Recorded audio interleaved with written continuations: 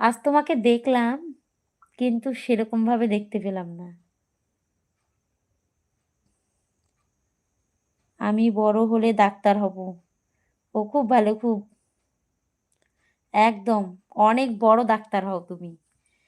মন থেকে চাই অনেক বড় ডাক্তার হও। অনেক মানুষ আছে যারা চিকিৎসার অভাবে মারা যাচ্ছে, শুধু টাকা পয়সার অভাবে।